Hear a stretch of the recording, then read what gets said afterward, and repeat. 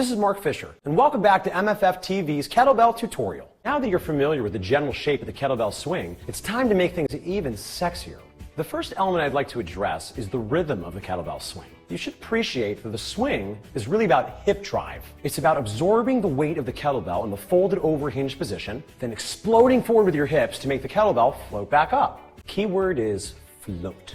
Although your shoulders should be engaged or packed, we're not looking to use our arms to lift the bell. If you find you're shrugging your shoulders up or fatiguing your arms, you're probably fucking it up. Here's Alexis, totally fucking it up.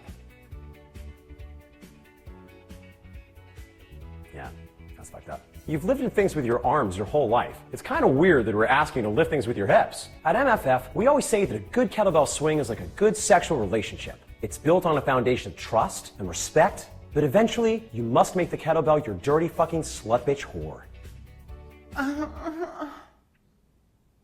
Ultimately, the swing is an explosive movement.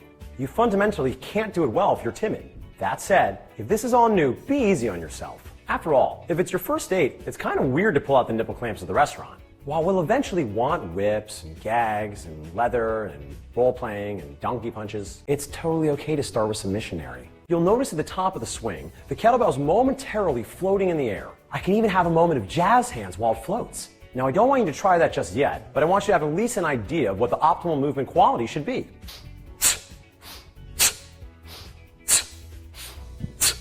Let's talk more about your shoulders. At the bottom of the hinge, you want your shoulders wide and packed, not rounded forward. In short, you want to display your Care Bear stare. This will have the added benefit of stabilizing your spine. Additionally, at the top of the range of motion, you'll once again want the armpits tight and the shoulders packed. Just be careful that this packing the shoulders doesn't cause you to hinge and create a ribcage boner.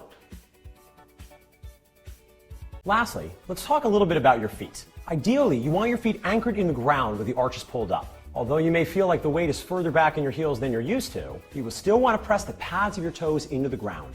Give it a try. Now let's practice this. Let's stand up nice and tall and find your elegant boner spine. Pull up in your quads, abs, and ass, and really press your feet in the ground. And now, I want you to work the hinge, maintaining that contact. Off you are.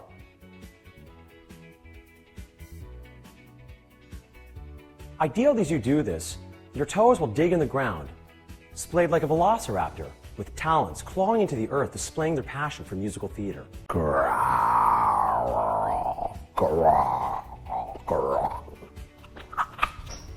Now I want you to pause this video and go back to practicing your hinge, but this time, I want your awareness to be on screwing your feet into the ground. One more bit of swing wizardry to play with. When you're ready to take your swing up a notch, you can actually provide some gas at the top of the swing and spike it back down your taint. That's right. Instead of letting the bell float back down, you're going to actively spike it back in your taint. This is called the hard-style kettlebell swing. Remember, make sure that you let the bell take you down to the folded hinge position. If you break early with the hips, you're just going to load your low back more than is necessary. By using hard-style swings, you'll majorly up the intensity of your swing. Furthermore, it allows you to make a much lighter bell feel much heavier. Just make sure you really load your hips here, and make sure you maintain your porn star and Care Bear stare at the bottom of your hinge. Now that you're absorbing even more force, it's more important than ever to maintain your happy, neutral, elegant boner spine.